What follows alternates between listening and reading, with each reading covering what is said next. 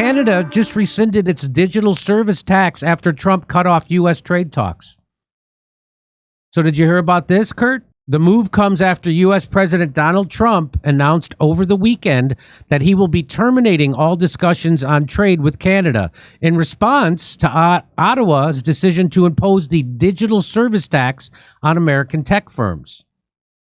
What's that? So today's announcement will support a resumption of negotiations toward the July 21st, 2025 timeline set out at this month's G7 Leaders Summit in Kanasakis. Canadian Prime Minister and international banker Mark Carney said in the statement, the first payments from Canada's digital service tax, which was enacted last year and applies retroactively to 2022, were initially set to be collected Monday. The tax would have applied to both domestic and foreign tech companies, including U.S. giants such as Amazon, Google, and Meta, with a 3% levy.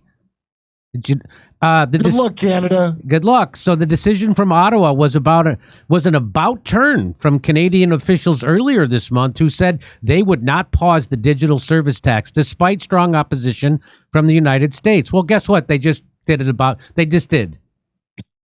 Canada's Minister of Finance and National Revenue, François-Philippe Champagne, added... Come on! Can you get the F out of here with that name? François-Philippe Champagne? So Canada's Minister of Finance and National Revenue, Pepe Le Pew, added, rescinding the digital service tax will allow the negotiations of a new economic and security relationship with the United States to make vital progress and reinforce our work to create jobs and build. So Trump plays hardball and he wins with Canada every frickin' time. However, how do you lose to Canada? He's not. No, but how did we ever? That's insane that we were ever losing in a trade with Canada. However, the statement from Canada's finance ministry also said that Carney has to be clear that Canada will take as long as necessary, but no longer to achieve that deal.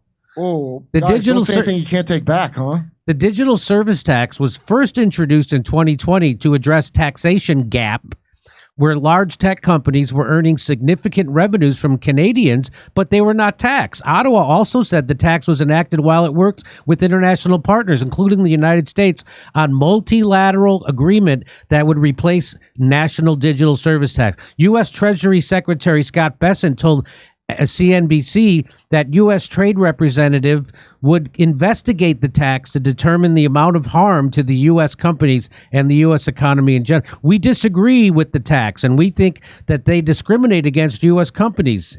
They do.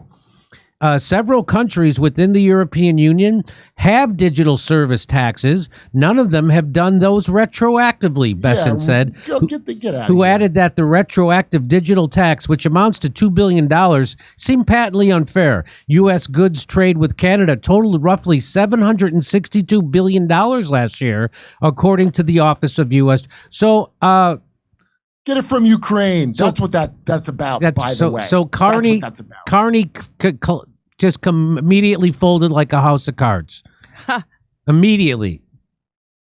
So there you go. Trump won that one. And what is this about, Kurt? What do you say this is about?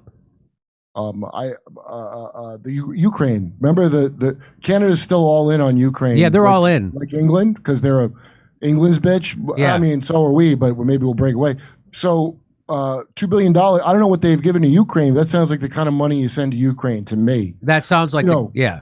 Doesn't it? Does. And Trump doesn't want to keep giving them. I mean, we did give them more money, but it sounds like Ukraine's gonna get some extra money because that money ain't going for Canadians. Hey, come see us on tour. We're going to be in Toronto, Red Bank, New Jersey, Northampton, Massachusetts, Concord, New Hampshire, Oxnard, California, Rutherford, New Jersey, New York, Edmonton, Calgary, and Vancouver. Go to jimmydore.com for a link for tickets.